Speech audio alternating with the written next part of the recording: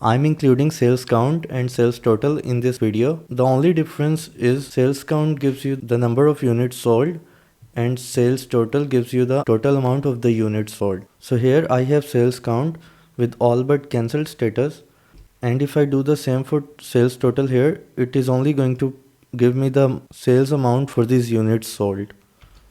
So let's try that. Let me just copy and paste it here.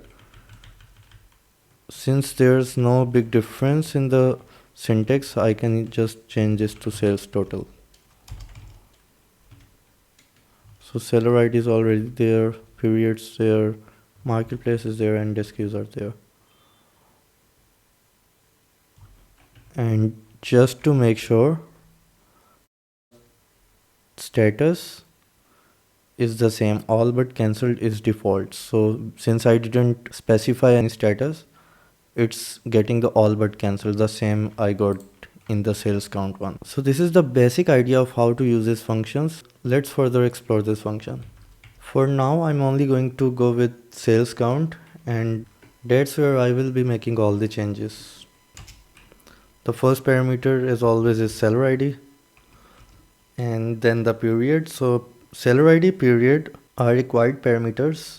So let's select the dynamic drop down menu I have already created. Then we can just close it right here, and it's going to show us the total for all the SKUs we have in our account within all the marketplaces, since we didn't specify that as well. So all the marketplaces, all the SKUs, and everything is included here for the last 7 days.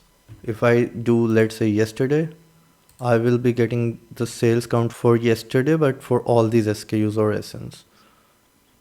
So in sales count you can use SNs or SKUs, but let's go ahead with the SKUs all selected.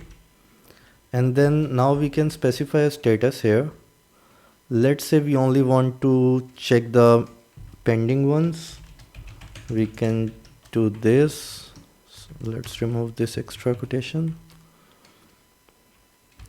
So this is multi-channel fulfillment. In case you also use the other channels for fulfillment purposes, you can type include and it will show you the FBA and MCF orders. But if you do only, it's going to show you only the MCF orders.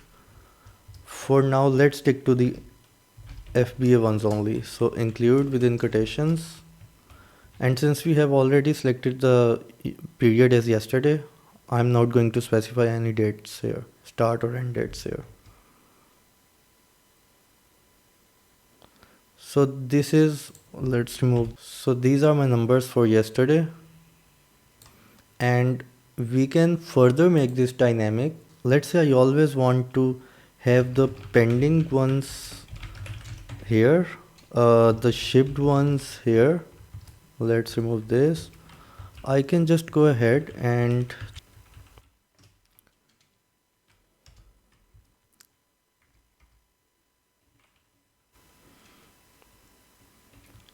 so now if I drag it to the right, I'm going to see the shipped orders here and the pending ones here.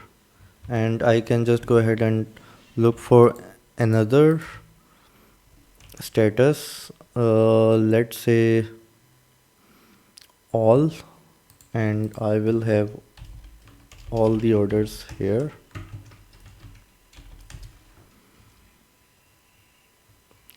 So this is the basis of how you can use the sales count functions or the sales total function. But there are a few things to keep in mind. Since you can use these functions with the EU or the Euro, the main difference is going to be whenever you are using EU, it is going to be all the European markets. But since currencies are always local to their market, you might run into accounting issues. So to prevent that, we have this other marketplace Euro that will only list the marketplaces that use the Euro currency.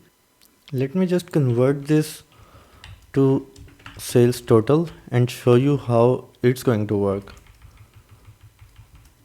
Just for the sake of this video, let's try this as well. So these are converted to sales total now, and you see now we have the values in decimal places.